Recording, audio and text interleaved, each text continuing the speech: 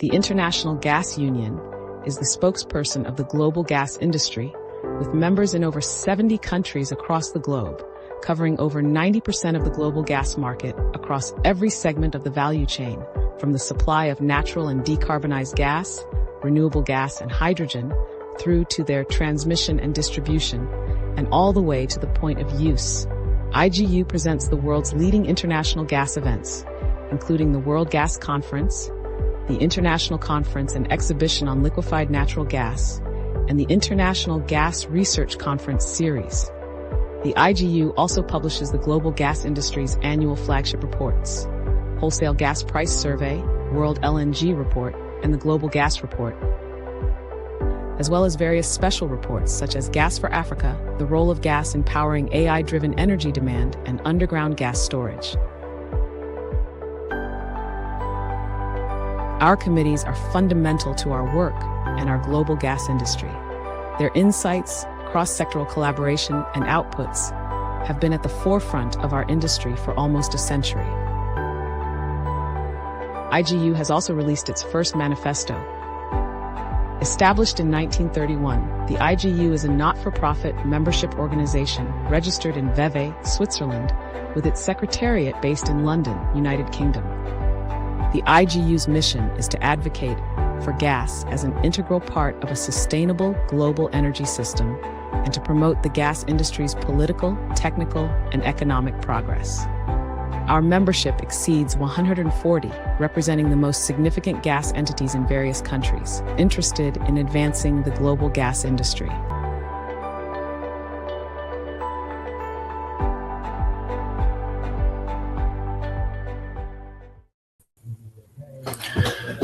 Well, welcome everybody to this webinar. Good morning, good afternoon, good evening, depending where you are. My name is Mark McCrory, and I'm the Director of Strategy and Advocacy here at the International Gas Union, the IGU. You saw a bit of information about the IGU itself there, so that's great. Just a little bit about the background to this webinar before we go into the content and I introduce the speakers. First of all, I'd just like to thank a couple of the IGU committees, the Sustainability Committee and the Research, Development and Innovations Committee. I'd like to thank the chairs of those committees for putting this together. This is also part of a webinar series that's run by our Methane Action Group within the IGU, and that group essentially brings together participants across the whole natural gas value chain in many different geographies and tries to showcase examples of leading practice, exchange information, disseminate updates around technical developments in terms of methane abatement, operational, regulatory as well. And these series of masterclasses have been going since a bit more than a year. We looked at downstream end of last year around methane mitigation from distribution and transmission systems in Europe. A few months ago, we did the midstream looking with Woodside and Cheniere around monitoring and measurement on LNG terminals. And I think, those were really excellent examples of showcase in the industry, and therefore we wanted to make this next version more public. So we've opened it to a wider audience, and I'm pleased to say there's been a very good response to that. I think methane is clearly always near the top of the agenda for the gas industry. We saw the IEA methane's tracker come out last week. There are, of course, examples of excellent performance, and many companies are committed to reducing methane, including the IGU members, and we absolutely support that. But there are, of course, great divergences in performance across the industry as well. And I think that it's critical for the industry to close those gaps and raise ambition everywhere. If the industry does not move forward as a whole, then it is important to cement gas's advantages in terms of economics and sustainability. So that's what we're committed to do in the IGU. We applaud the IGU members who have made strong commitments to reducing methane. And we're also, the point of these showcases, these masterclasses, to disseminate those lessons and to stimulate, to inspire potentially. So that's where we are today, and we're going to move to the upstream for this session and look at the case of Tourmaline Oil Corporation in Canada and their cooperation with MIQ, who's one of the leading certification bodies in terms of methane mitigation. And I think this is an excellent example of collaboration. It's an example of operationally reducing methane, but also verifying that. That's also the critical point, because regulatory scrutiny is growing nationally. Of course, we all know about the EU methane emissions regulations. So there's a requirement to track, to be transparent, and to verify, and that's where the certification part comes in. So I think that sort of that double view will give us a sort of a 360 view about how organizations move forward in that respect. Tourmaline itself achieved a milestone grade A certification earlier this year from MIQ, and that was across its northeast British Columbia assets. There were a couple of firsts in that. It was the first Canadian company certified under the MIQ, but also the first company in that MIQ certified which had integrated, which certified the integrated assets all the way from production, gathering, and gas processing as well. So a few interesting parts to that story. We're pleased to welcome Dr. Ben Webster from MIQ and Scott Volk from Tourmaline to take us through that, and I really can't wait to hear that story. We're gonna that presentation part will last around 20. It's maybe a bit less. Really, the point of this to stimulate a bit of discussion, questions, and please feel free to put that into the comments section. I will do my best to moderate when the time comes. We may not be able to get through all of them, but we'll try to do that. Presentations can be shared after the event. It'll be recorded as well, so you're aware of that, and we'll go on the IGU website afterwards. So I think that's the housekeeping. I will not delay the main event any longer, and therefore I would like to hand over, first of all, to Ben from MIQ. Great. Let's see. There we go. Mark, thank you very much for the introduction, and thank you to the IGU for the invitation to participate in today's webinar. I'm really excited to be here and talk with Scott about the partnership that MIQ and Tourmaline have engaged in. But by way of talking about that, I'll give some background to MIQ and the certification framework and program that we have in place. So MIQ is a not-for-profit organization with global operations. We were founded in 2020 and began certifying oil and gas operators in 2022. The mission of the organization is to drive down methane and other GHG emissions from the oil and gas sector.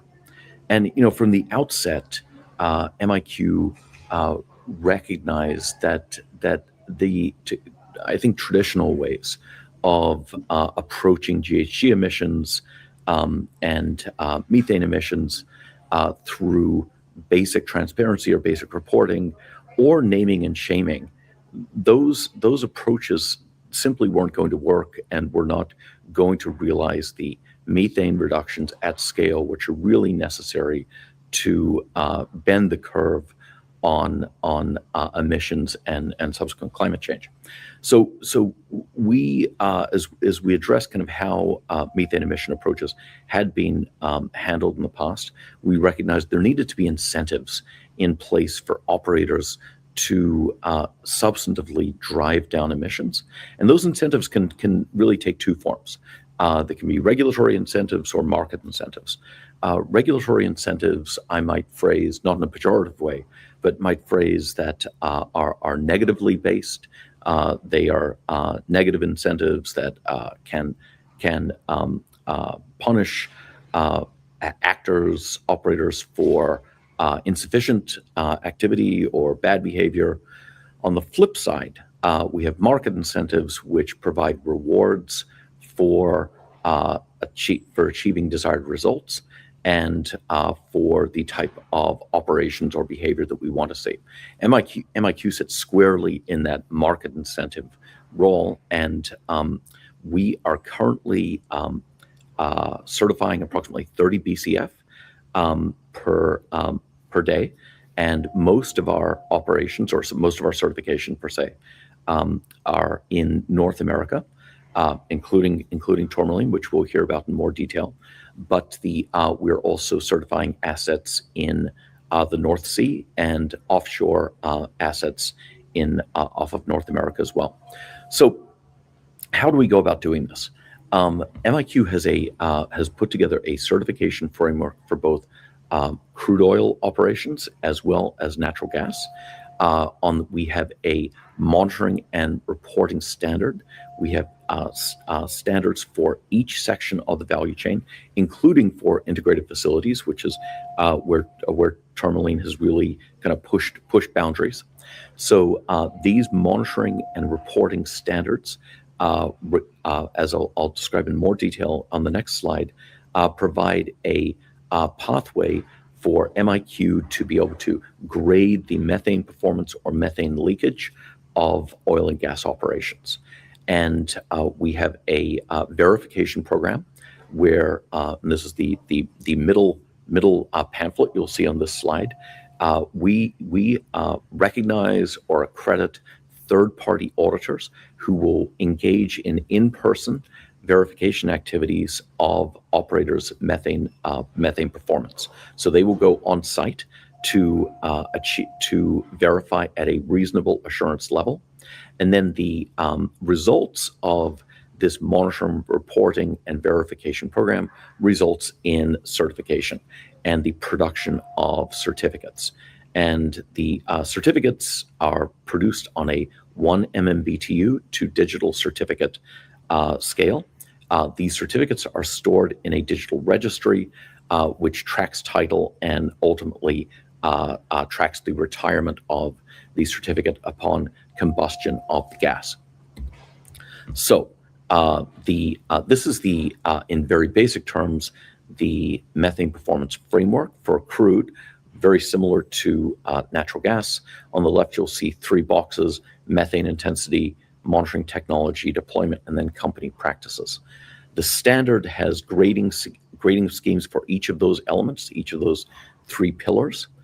Each of those will receive a grade. The overall facility grade will be the lowest of those 3 grades. And this is an example of a digital certificate. As you can see, the information on the certificate can be quite detailed. And these certificates can be, as I'll describe in more detail, these certificates can be sold with the gas, bundled with the gas, or sold unbundled and separate from the gas or crude oil, much like a renewable energy certificate or guarantee of origin certificate for biofuels.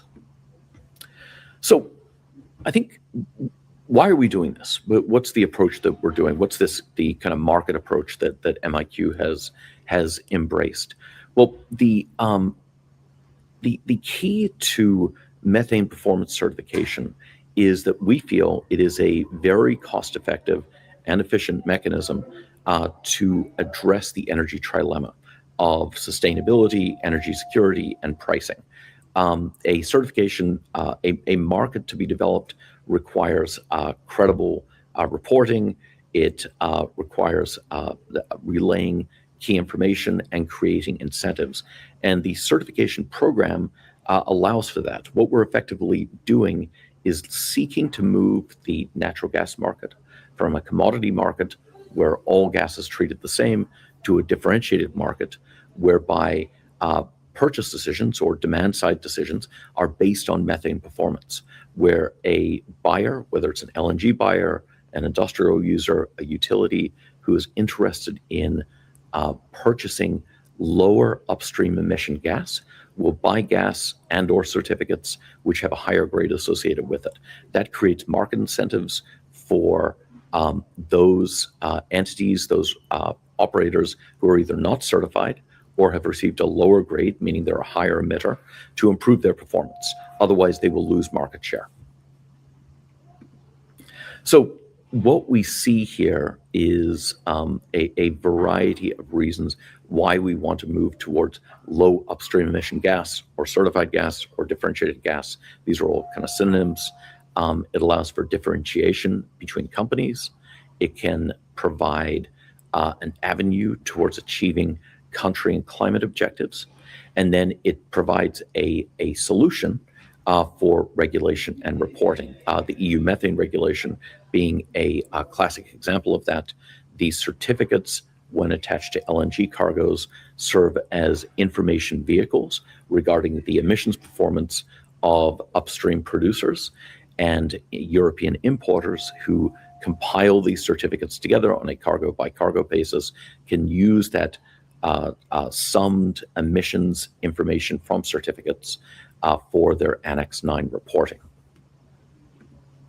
So just in conclusion, why is the sector moving towards a differentiated gas market? Well, first, I think the certification is demonstration of kind of continued forward progress in terms of monitoring and measurement. Certainly in the US, probably in past tense, there had been a world-leading emissions factor reporting program. A certification program is a step up or a number of step ups from that in terms of using measured data instead of simply emission factors. Second, there is a business rationale for moving towards certified gas in that we can more clearly demonstrate the emissions performance of operators and allow for improvement by those operators based on measured emissions, which can demonstrate in terms of cost recovery. Third, we can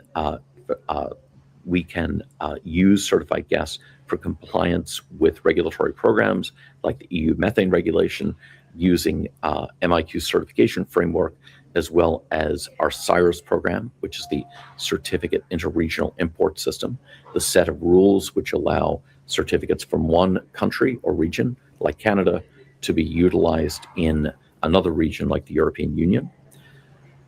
Fourth, a certified gas program creates market incentives to drive down methane emissions. And then fifth, we see this space as we see the development of a differentiated market as a major global market opportunity, whereby those operators who are certified will have a leg up in terms of market access and achieving market opportunities in those jurisdictions like the EU, and as we're seeing in areas like Japan and Korea with the Clean Initiative, with other markets that are moving towards requiring reporting of emissions. So with that, I'm going to hand it over to Scott, and we'll look forward to questions from the audience. Thank you very much for that, Ben. Thank you for taking us through the rationale and the a bit behind certification and verification and the drivers behind that. I certainly agree that the market-based incentives is optimal. I think to drive action, the naming and shaming approach is definitely insufficient, I think, in this context. Also, I think effectiveness is this the collaboration and the partnership between operators and the sharing of lessons learned, leading practices, and so on. I think sort of initiatives, you mentioned CLEAN, the Southeast Asia Methane Leadership Program, also another example with operators sort of sharing among each other ways of techniques to abate methane are really valuable. And so we're going to now go to the operational side of this to understand how that certification is achieved in an operational technical sense. And we're going to go to Scott Volk, who's the Director of Emissions and Innovations at Tourmaline. Scott. Thank you. Thank you, Mark, and thank you, Ben, for the introduction. And I'd also like to give a special thanks to IGU for hosting us today. As mentioned, my name is Scott Volk. I'm the Director of Emissions and Innovation at Tourmaline. As we go to the next slide, I'll kind of give you an introduction to Tourmaline as a whole. So Tourmaline is Canada's largest natural gas producer. We operate in BC and Alberta, the two provinces in Canada. That we also operate our own midstream infrastructure as well, which makes us about the 4th largest midstream operator in Canada as well. To put that into a bit more of a global context, we produce about 2.9 BCF a day of natural gas, and we're about the 4th largest natural gas producer in North America. As we go to the next slide, I'll give you a little bit of context on how we have exposure to LNG, and it might give a little bit better context into why MIQ is so important to Tourmaline. So we have about 7 different contracts to date shipping LNG, most of which goes all the way through Canada down into the United States into the Gulf Coast.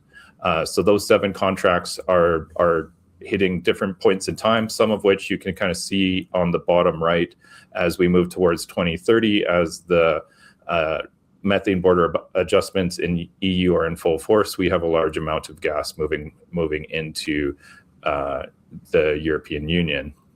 We're also quite hopeful that as more and more LNG grows from Canada directly, that we'll have more exposure to LNG. We're part of the Rockies group and the Nistanan group, which are both working on exporting more LNG out of Canada as well. Some of that which would be more likely to go to Asia than to Europe from Canada's west coast. But either way, we have today a large amount of exposure to LNG in markets, and we're looking to increase our amount of exposure to LNG as time progresses. As we go to the next slide. So some of this was stated, but I kind of want to talk about what we've accomplished with MIQ certification and what makes some of the industry first. So we're the first Canadian producer to certify with MIQ. We're proud to say that we have a grade A, so the highest grade that you can get with MIQ. We're also the first to do an integrated supply chain, and I'll talk in a later slide about what that means and what parts of the supply chain that affects. And then we're also the first to have gas processing facilities certified under MIQ. And again, we'll talk a little bit more about what that means in detail at a subsequent slide. So we're quite proud of the work that we've done with MIQ, and we're quite proud of being the first in these spaces, but looking forward to continuing doing more and more in that space as well. So next slide. So this is just a few facts about the certification and a few kind of key points. So we've certified 1.6 BCF a day. You saw earlier that we produced 2.9 BCF. We certified our entire Northeast BC basin, which is the entire province of BC for us. So that's 1.6 BCF per day. To put that in a little bit of context, that's about 21% of BC's entire production and about 19% of Canada's natural gas exports, keeping in mind that production and exports are a little bit different from each other. So everything's kind of in that space. So we've received the A certification, and we're one of the larger companies in North America and generally to have an MIQ certification. We'll jump to the next slide. So why did we certify our gas? I think there's a few obvious answers to that. We're certifying gas in order to essentially get ahead of what may or may not progress in EU methane border adjustments and EU methane regulations to make sure that we have access to that market and can create a value proposition for access to that market. And then Tourmaline's always been a company that's been working a lot in all aspects of emissions performance. So environmental performance, whether it be things that we do on diesel displacement or water recycling or reducing our land impacts or other portions of environmental performance. We've been working hard at that as well. We kind of thought that we have a little bit of an advantage. We operate a methane emissions testing center that we call the Natural Gas Innovation Fund Methane Emissions Testing Center here in Canada. That testing center works towards validating and testing technologies in the methane detection, quantification, and abatement spaces.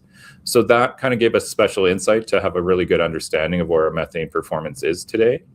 And then we've been on a journey for, well, probably about a 10 to 12 year journey already, but we've been on a long journey of reducing our methane emissions intensity and improving our performance. So a lot of the things we were doing already that were part of the MIQ, virtually all the things we were doing already. So we were flying aircraft, we were quantifying the amount of emissions.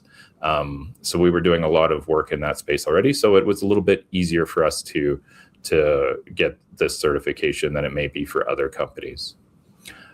In the next slide, I'll take you through kind of some of the details. So what did we do different, and where does the scope of the methane or the MIQ certification fit? So we've certified the full value chain, which for MIQ means production, gathering, boosting, and gas processing. If the EPA guideline was kind of one of the main uses or kind of descriptions of what that means. So we would cover the production section of EPA, which would be sections 1 and 2 on your screen there.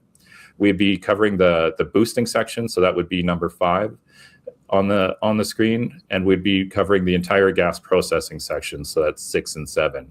So in a Canadian context or a non-EPA context, that would be the entire upstream process before the transportation or distribution of natural gas. So we consider that that's the full value chain that we interact with, and that's a full value chain to be able to supply gas to some of our customers. Obviously, if we're shipping to the Gulf of Mexico, we need to add transportation and LNG to that as well. So as Ben kind of mentioned, there's a few criteria that is used in the certification. So there's the methane intensity itself. So that's the measure of the methane intensity. There's the company practices. So that's all the different standards and things that we do in order to mitigate our methane emissions and to improve our methane performance, have really quick time to repair or to find leaks and to mitigate leaks as well. And then there's the monitoring technology itself, the deployment of it, and the leak detection and repair technologies and how you do the quantification. And then all of these are certified to a reasonable assurance level. So a reasonable assurance level is much larger than a limited assurance level. We were already having our attributes certified to a reasonable assurance level for some of our regulators and for some of our corporate practices. So again, this was a little bit easier for Tourmaline to achieve, but the reasonable assurance is a pretty hefty level of certification. So the certifier would be coming to our sites, verifying that we have a bottom-up inventory that's serialized, quantified, measured, and that we have all the different practices in place, and that we're doing all the different deployments for whether it be aerial flights or satellite flights, and that we're using those in order to rationalize our bottom-up inventory to our top-down inventory in our quantification and reporting. So all that has been verified. We use the verifier GHD to be able to do that. So now if we talk about, well, how do we make sure that we're actually finding all the methane emissions and we're doing the quantification properly at Tourmaline? We adopt a variety of different technologies.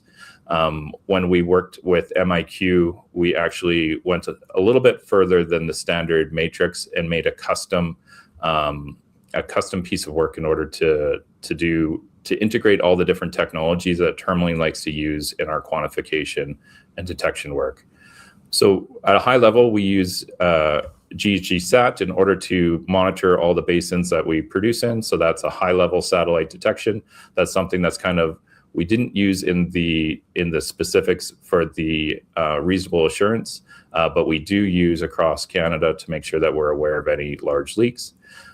We fly aircraft over all of our sites, so we do that with Bridger Photonics. That is helpful in both learning about the basin, helping with business intelligence, and primarily in quantification of methane from a top-down analysis point of view. And then from a regulatory approach, we use leak detection and repair. So that might be with optical gas imaging surveys. We use perimeter monitors and point source monitors, but slightly differently than some would. So most of our quantification work is happening between our very detailed bottom-up serialized inventories, rationalized to our top-down quantifications from our Bridger work. and we use continuous monitors in order to essentially be a smoke alarm that reduces the amount of time from where a leak could happen to when we would be able to act on it. So they're helping us with the timing portion of this. So I know that's a lot of detail in a very short period of time, but happy to kind of get into that a little bit more as we get into questions. And if we go to the next slide, I'll kind of close out and thank everyone for having me, and I'll pass it back to Mark, and hopefully we can get into some of the audience questions. Brilliant. Thank you very much, Scott and Ben. That's bang on time at the half hour, so we have a good 15 minutes at least left for Q&A, so that's fantastic. And I think we can definitely jump off into some of the detail, especially from the last slide of yours there, Scott. Please feel free to put your questions into the comments bar. I think I can see them coming through now. Apologies if my eyes are flitting across and not looking directly at you. I'll be sort of scanning these questions as well. I think a couple of ones actually about the slides themselves, and some people have had difficulty expanding the slides to see the detail, so apologies for that.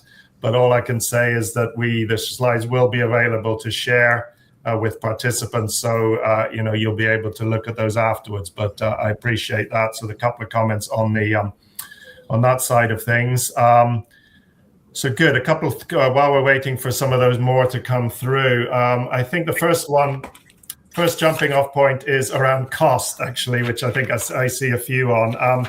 I will sort of frame this, well, more generally, first of all, of course, cost, there's, people like the IEA make great play of the fact that some of these methane mitigation measures pay for themselves, or negative costs of abatement and so on. I think many in the industry will be perhaps a little skeptical of that, but I just wondered, Scott, what's your experience been around the cost driver, shall we say, of different technology, if you can perhaps make a general comment on that. And also there's also specific comment about the cost of MIQ certification, so I don't expect you to give exact answers on that, but how that plays into it as well. Do you want to go first, Scott?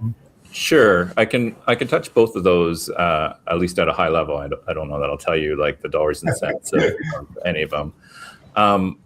So I think as you're working on mitigating methane emissions, there are a lot of emissions that are available in lots of jurisdictions that are at low cost to abate. So if you're looking to change some amounts of controllers, if you're doing a high bleed to a low bleed adjustment, and those types of things, those can happen at pretty low cost. And as you kind of continue to move along the abatement curve and you get to closer and closer to zero, then obviously costs get higher and higher as you get closer and closer to zero. So depending on where your corporation wants to go, where you're starting from, I think both those things are correct at the same time, that it can be some of the lowest cost abatement that you can see depending on where you're starting from. And as you get lower and lower, it can be some of the higher cost abatement that you can see as well, if you're getting to where you're getting to almost zero or even touching zero at times, you can have higher costs. So it's a little bit of a spectrum. When you start talking about the cost of leak detection and repair and the cost of certification, that's a little bit different as well. So Tourmaline was already doing a lot of work on both these spaces. So because of our regulatory system in Canada being quite strict, and because we kind of started working in this space really early, we took really deep cuts at reducing our methane emissions. We operate in BC, where there's a little bit of a luxury where the well pads are very large. So we have some well pads that are up to 48 wells in size. So obviously with a huge amount of production. So when you have big well pads that are producing very well on new infrastructure, it's much easier to have very low emission well sites. So those well sites have been zero emitting on a methane frame for almost 10 years now for some of them. And we work really hard to make sure that they're all near zero. So a little bit of an advantage in that space. When you're looking at the leak detection portion of it, flying Bridger, running continuous monitors, doing all the things to verify that your performance is what it is, those things definitely come with the cost as well. But they also come with business intelligence that have been really important for Tourmaline. So flying things like Bridger photonics in order to understand where the best place to spend your money on methane emissions abatement and where the best places you can spend money to perform have been very important as well. So I won't imply that it's low cost or zero cost by any means. It was something we were doing before we got into MIQ certification. So for us, the certification itself was relatively lower cost compared to the rest of the work that we were already doing. So this was like a nice check mark to verify and to certify where we're at. Yeah, and I can probably touch on this as well. You know, for the certification process, utilizing MIQ certification framework, I'd say there are four kind of cost areas. The first is a kind of nominal certification fee between the operator and MIQ for engaging in the certification process. The second, as Scott had touched on, is the cost of the monitoring technology deployment, engaging with a Zeitgeist or a Bridger Photonics to do overflights. Third is the cost between the operator and the independent verifier. And then fourth is the internal operations and equipment costs to engage in mitigation activities. Now, what's I think really important here, though, is that we often approach sustainability issues, climate mitigation issues from a cost center point of view. And the theory of change behind what MIQ is seeking to achieve is to move, as I noted before, is to move the natural gas market from a commodity market to a differentiated market based on methane performance. And as such, what we are seeking to do is move these methane mitigation activities and processes away from being a cost center, in fact, to becoming a revenue center, whereby those operators who are high performers, who are A grade, B grade, are going to be rewarded by the market. And so I think that's a pretty profound shift in thinking about how we approach methane and GHG mitigation. Brilliant. Yeah, thanks, Ben. And I think, let's go more into that differentiated market point, because I think I see some questions particularly on that. One is a broad one about what's the driver for certification for Tourmaline. But I think let's look at this, the sort of the buyer side of this. And you mentioned the LNG exports a bit, Scott, but what are we then seeing from buyers of the gas, be that international or indeed national?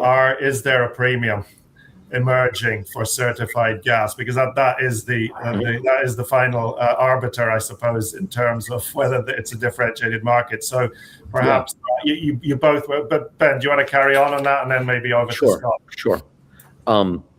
So what I'll first say is that the market is still nascent, and so the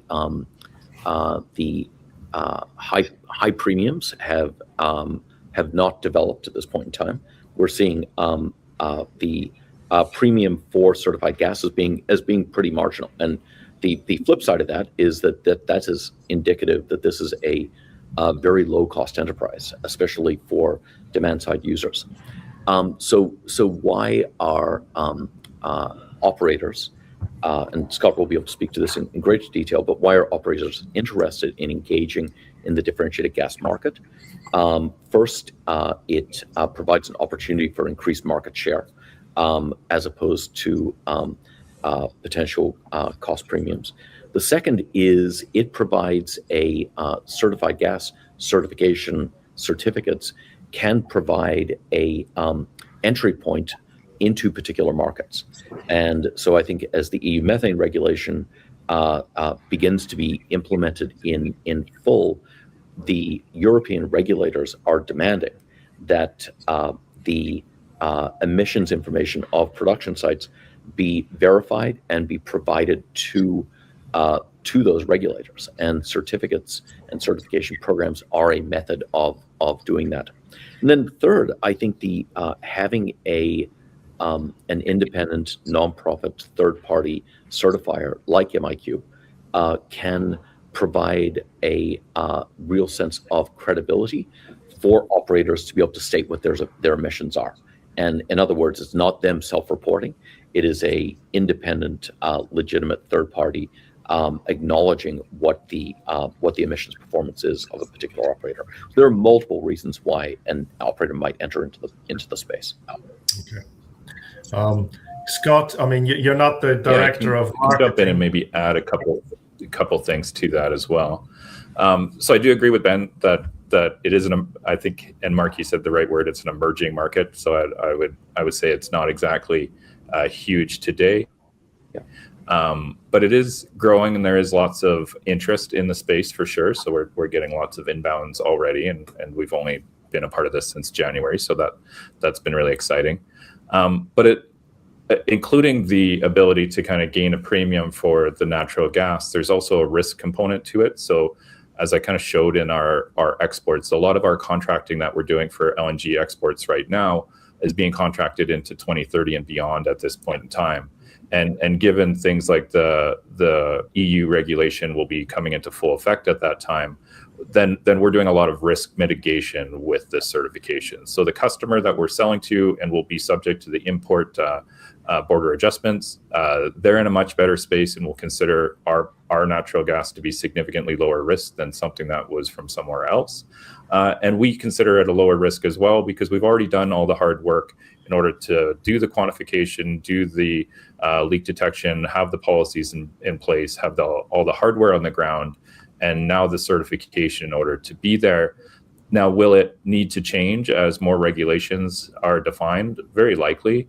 But the good news is we've done all the hard work today with all the physical things and all the verification. So now it would just be tweaks in paperwork in order to kind of meet whatever the modifications are for the EU regulations.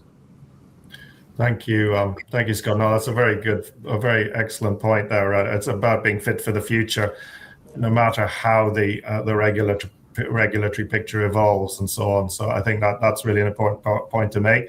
Lots of more good questions coming up. I just wanted to go to a little pet interest of mine here, and this is for you, Scott, around the organizational and the sort of governance of, the organization prioritizing methane management and abatement, sort of akin to the focus on safety in the industry as well. You're the director for emissions and innovation, which seems like a very happy combination of roles. But how has it evolved in Tourmaline so that the organization gives this the attention and the senior level sort of buy-in and that?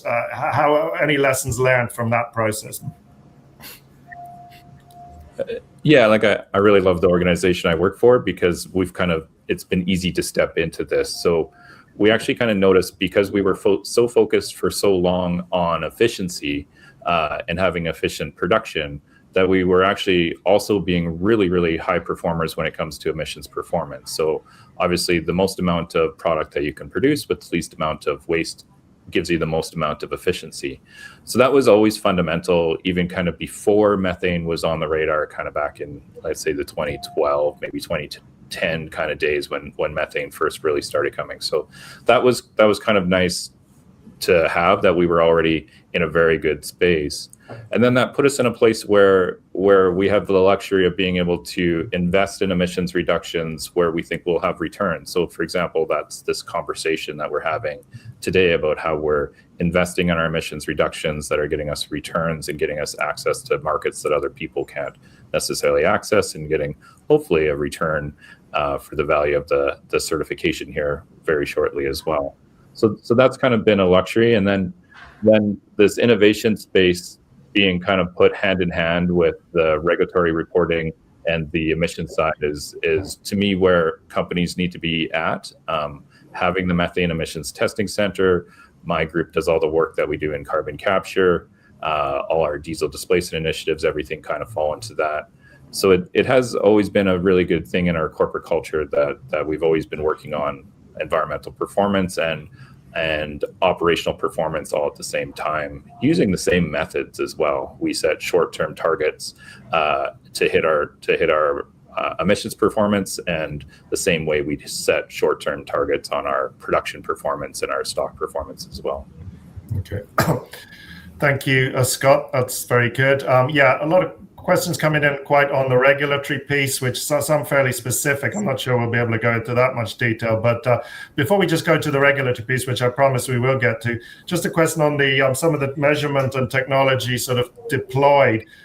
Has there been any, knowing you are aiming for the MIQ certification, has that changed the types of techniques used, Scott, or is that, sounds like you've said this is happening anyway, and this has happened anyway within the organization. Has there been any change based on the desire to achieve the certification outcomes? There has been some tweaks that we've done in order to meet the outcomes of the certification itself. We were relatively abnormal with how early we started flying Bridger across our entire asset group. As I mentioned, we were doing that for business intelligence. So obviously there's a limited amount of resources in order to do methane mitigation. We were quite focused on making sure that we put those resources in the perfect places where they could have the most amount of outcome. So we were using some of the leak detection and repair technologies in a different way than many were in order to really focus our performance and achieve the most amount of mitigation from the least amount of dollars. So that gave us that advantage to do a few little tweaks. So we had that luxury of Bridger in the first place. And then as we worked with the model, the MIQ certification is very significant, especially on the leak detection and repair portion. So we kind of picked and choose where to put continuous monitors to give the most amount of outcome in the model. And obviously the most amount of outcome in the model is also the most amount of outcome in real life as well. So we definitely had, this is what we were doing already, and this is where we could really optimize and pick and choose some placement of continuous monitors to kind of fill in and achieve the rest of the certification.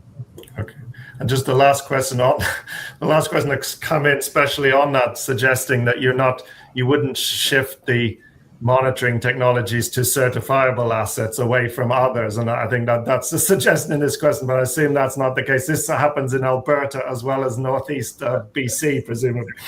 Yeah, so that what we were doing in order to achieve methane certification in BC was the same company policies and practices that we were already doing in Alberta. The little bit of we need a couple more continuous monitors around a facility. To date, those have been in BC, but obviously we're not shifting away from Alberta. We're just adding a little bit more into BC. Great. I think let's go to regulation to finish off with a couple of questions. One for you. I think, Ben, just a quick one here asking around how do the MIQ certification requirements compare to the actual national Canadian and indeed US regulations? So how do they sort of mesh up? Sure. So within the US, I think that we are seeing a stagnation, might be one way to put it, of regulatory requirements. And so we would argue that given that many of U.S. regulations are either being rolled back or are currently under question, that the certification approach and requirements within the MIQ standard provide the stakeholder community, the public, NGOs, investors, with actually a more robust sense of methane emissions at oil and gas operations in the U.S. than U.S. regulations currently do. Now, of course, this is a voluntary program, so we are currently certifying approximately 27-28% of U.S. gas production. We would certainly welcome additional operators joining onto the MIQ scheme, but we often see the best results where voluntary programs like MIQ can work in a complementary fashion with regulations, the EU methane regulation being one of those, where the voluntary reporting program can be used for compliance purposes.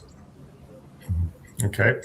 A specific one here, I think I'll just read it out. I think for you, Scott, is Tourmaline also doing methane-related GHG disclosures? Curious, as it is a Canadian company, if you have exposure to EU CSRD or CARB SP253 GHG reporting rules. I'm not sure, Scott, whether that's a familiar one, but I thought I'd give you quite a specific. Sure. There's some really interesting context in the Canadian space. So we're one of the few companies that have had a sustainability report through this like strange turmoil where Canada's had some tweaks to our regulation where essentially there's some exposure that could be risky in having a sustainability report due to some federal changes in regulations. So the federal changes in regulations kind of made it a Competition Bureau risk to keep your sustainability report up if you couldn't verify with internationally recognized standards that you were able to hit your long-term performance goals on greenhouse gases, and the liability was on you were assumed to be guilty until you could prove otherwise. So you saw this massive kind of thing that was happening in Canada where most operators of all types, whether oil and gas or others, all pulled sustainability reports because of the risk that was associated with that piece of regulation. Tourmaline decided not to do that, so we were comfortable that we were always telling the truth and we're continuing to tell the truth, and we didn't have as many of those very long-term goals that were in our sustainability report. So please go see our sustainability report. You'll see most of those things are still there, or that they were always there. And yeah, please have a look, and if you have any questions, let us know. Yeah.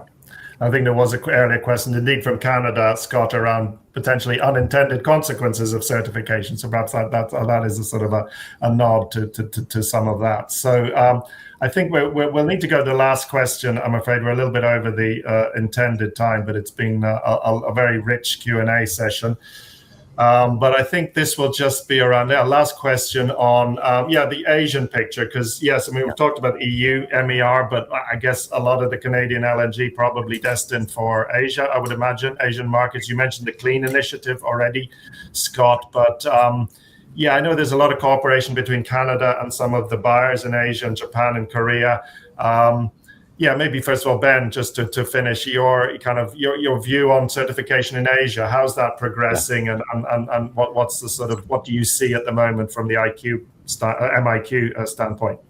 Sure. So I'm going to respond, I'm going to refer to Scott's earlier statement about future proofing and where certification plays a role in that. So the Clean Initiative, which both Japan and Korea are the main participants, requires voluntary reporting of emissions. We anticipate over time that the Clean Initiative will evolve into a program which has more specific requirements for emission reports. Whether that turns into an import standard, such as the EU methane regulation, is unclear, but we do see and expect a Japan and Korea for LNG imports into those countries to require more detailed and credible emissions information. So where I think the future proofing comes in is that operators like Tourmaline, who have engaged in certification, are going to be very well set up for those future iterations or evolutions of emission reporting standards in places like Japan and Korea. Brilliant. Thank you, Ben. Any final words, Scott, before I close? No, I agree with Ben on the Clean Initiative. I think as it's evolving right now, it's voluntary, and it doesn't look like there'll necessarily be a premium on a certified gas under that voluntary market. But there is that opportunity of risk mitigation, having that early access, showing that you're one of the few companies that can prove your performance today, type of thing, and not just necessarily making promises out into the future. So I think there's a lot of opportunity there, mostly from a risk mitigation point of view and a market access point of view. Yeah, I know there are participants from Japan and Korea on the call, and I know from our IGU membership, those are very, very interested in evolving methane regulations as well in Europe and elsewhere. So absolutely. thank you all very much. I hope I've managed to deal with enough of the questions there. If people feel that there are specific questions we need to come back to for any of ourselves, please get in touch with ourselves or even speakers directly, and we can try and address those.